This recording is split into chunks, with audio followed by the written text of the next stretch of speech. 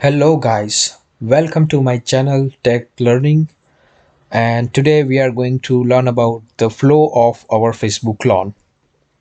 So before we start, I highly recommend you to watch the previous videos because this is the continuation of the Facebook clone series. So if you haven't watched the previous videos, I highly recommend you to please go back and watch the videos. So it will be clear in your minds that what we are going to build together. Perfect. So today what we're gonna learn is the flow and the technologies which are going to be used in the Facebook launch. Perfect. So basically, as you all know, like the website has front end and back end, so these are main two part of the website. But when you go deeper, it has a database, data storage, socket server if there is any messaging services running, and there is a lot more technologies running behind the website. But like for the Facebook clone which we are going to build is depending on React, Node.js, MongoDB, and Express. So these are the main technologies we are going to use in order to build our website. Okay. So apart from that, we also have Socket.io as you can see here. So what Socket.io is doing here is since we are going to create a real-time chat and we are also going to fetch the online users, so we need to use some kind of like socket server. So what socket server does is it's gonna establish a connection. So it's just establish a connection in a one time, and afterward, until the connection is closed, the channel is open so you can share any data in between.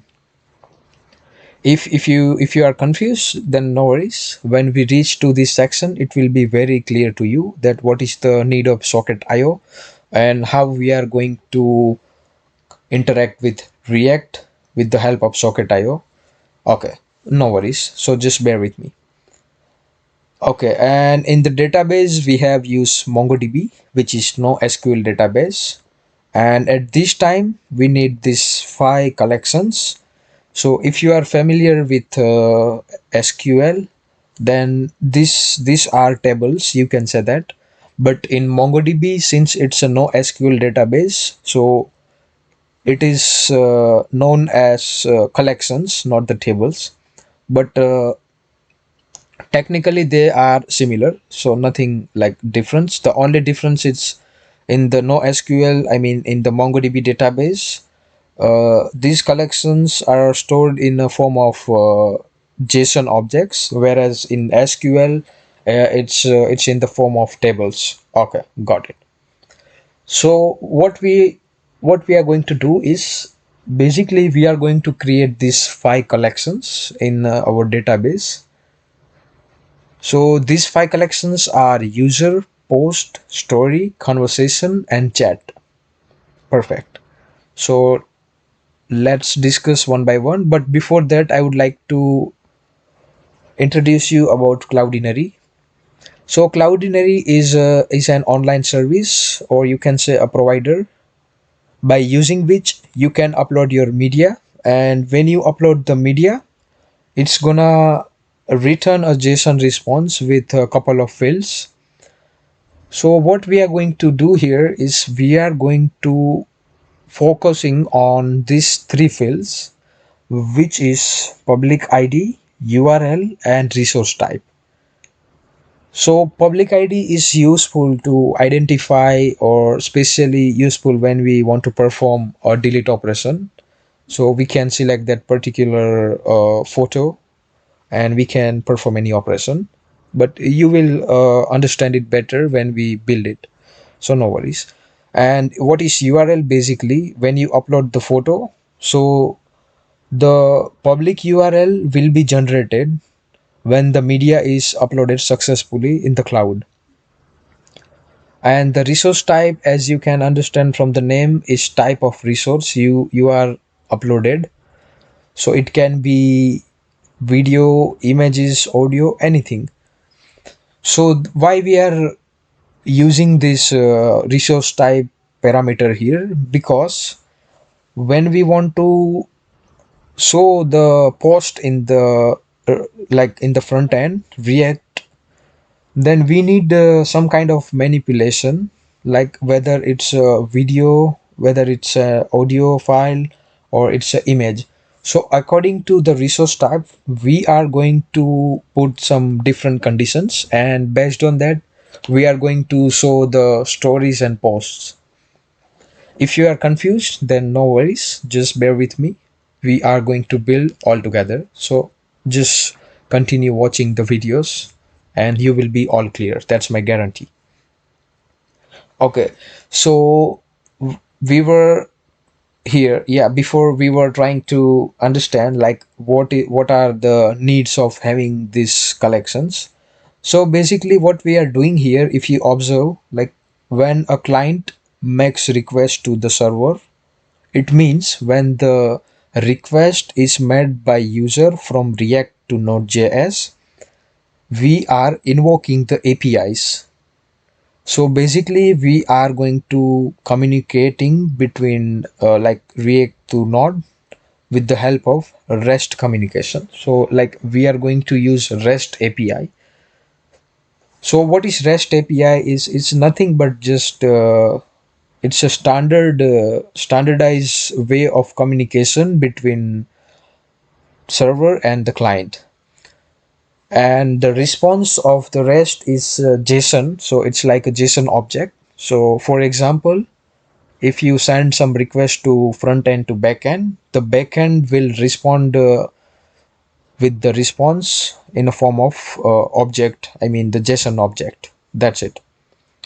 So basically what we are going to do here is we are going to generate like users, post, stories, conversations, and chat.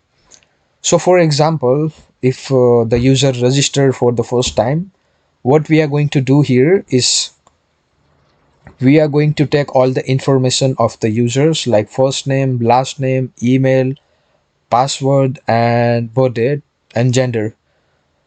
And we are going to send those details to backend, and the backend will throw those details to database, I mean to MongoDB.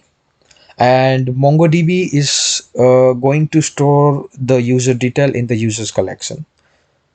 So yeah, that's it for the user as of now, and as we progress you will understand more.